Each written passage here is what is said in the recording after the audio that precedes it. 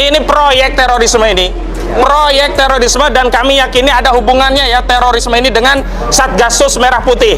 Karena ada dugaan ya, kemarin sudah beredar di dokumen yang kita ketahui 303 Sambo itu ada Direktur Tindak Pidana Terorisme yang juga menjadi anggota Satgasus. Makanya kepada Pak Kapolri, dan Pak Kapolri juga sudah menyatakan berkali-kali kalau ada novum KM50 bisa dilakukan penyelidikan ulang kasus KM50 dengan novum.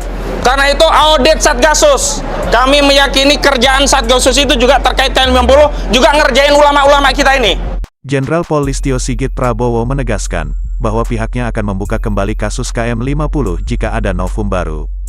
Kasus kematian 6 Laskar Front Pembela Islam, pengawal khusus Habib Rizik Syihab itu kembali mencuat setelah hebohnya kasus pembunuhan berencana Brigadir J yang dilakukan Irjen Pol Verdi Sambo.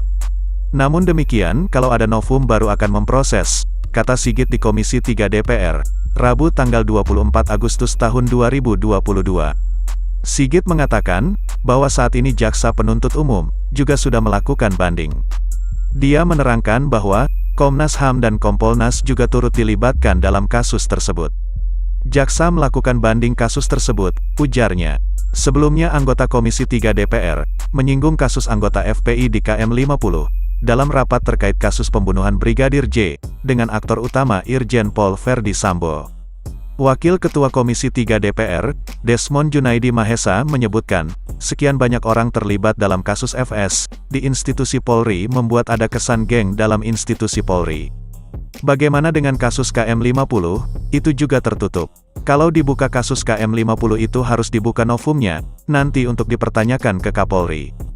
Kenapa juga penasihat Kapolri terlibat dalam kasus Verdi Sambo, kata Desmond. Sementara itu, Romo Muhammad Syafi'i menyatakan bahwa ada rumor mobil yang berada di KM50, itu terindikasi sebagai mobil yang ada dalam peristiwa tertembaknya Brigadir J, dan misteri di KM50 itu saya kira lebih hebat ketimbang misteri kematian Brigadir Yosua, kata Romo. Dia juga menyinggung soal tidak adanya penjelasan soal CCTV rusak. Dia juga menyoroti lokasi kejadian yang kini sudah dihilangkan. CCTV rusak, tapi nggak ada penjelasan, lokasi dihilangkan sekarang saya lihat kemarin sudah di backhoe semuanya. Ini semuanya penghilangan alat bukti. Ini sesuatu yang saya kira bertentangan dengan tata cara penanganan kasus di tubuh kepolisian. Mungkin dengan audit program ini, kita bisa melihat benang merah dari Satgasus ini dengan peristiwa KM50 itu, ujar Romo.